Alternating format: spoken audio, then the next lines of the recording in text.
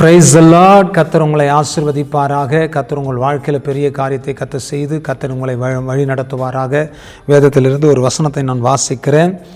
மத்தேயு 5ஆம் அதிகாரம் 14ஆம் வசனத்தை நான் வாசிக்கிறேன். நீங்கள் உலகத்துக்கு வெளிச்சமாக இருக்கிறீர்கள், மலையின் மேல் இருக்கிற பட்டணம் மறைந்திருக்க மாட்டாது. கர்த்தருடைய பிள்ளைகளே, நீங்கள் உலகத்திற்கு வெளிச்சமாக இருக்கிறீர்கள்.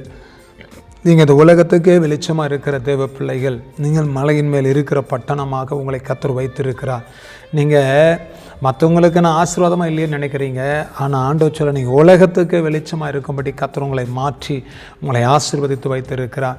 தேவனுடைய பிள்ளைகள், நீங்கள் இருளின் பிள்ளைகள் அல்ல, நீங்கள் வெளிச்சத்தின் பிள்ளைகளாக இருக்கிறீர்கள். நீங்கள் உலகத்திற்கு வெளிச்சமாக இருக்கிறீர்கள்.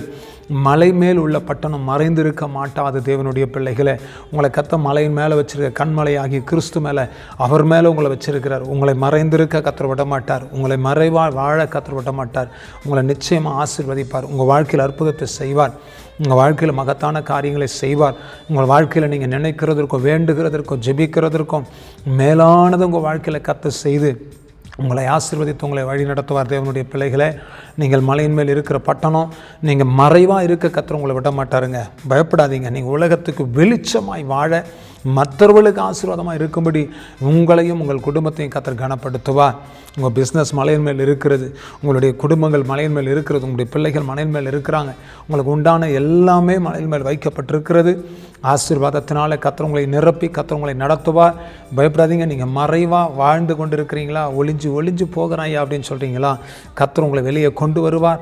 பெரிய காரியத்தை உங்கள் வாழ்க்கையில் கர்த்தர் செய்து முடிப்பார். கர்த்தருடைய நாமம் மையப்படட்டும். ஜெபிக்கட்டுமா உங்களுக்காக.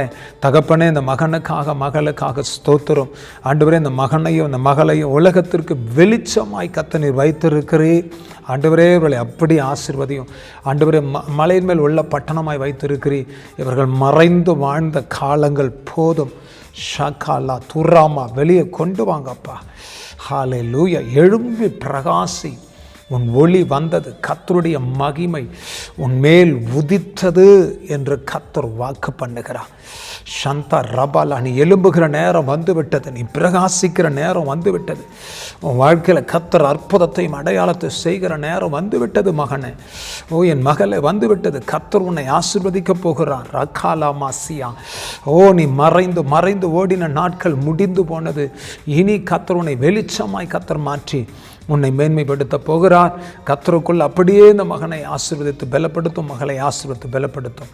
உடைய கரத்தில் ஒப்பு கொடுக்கிறோம். அற்புதம் நடக்கட்டும். ஆசீர்வதிங்க, பொறுப்படுங்க. இயேசுவின் நாமத்தினால் ஆசீர்வதித்து ஜெபிக்கிறோம் நல்ல பிதாவே. Amen, amen, amen. God bless you. கர்த்தர் உங்களை ஆசீர்வதிப்பார், பலப்படுத்துவார், நடத்துவார். ஆமென், ஆமென்.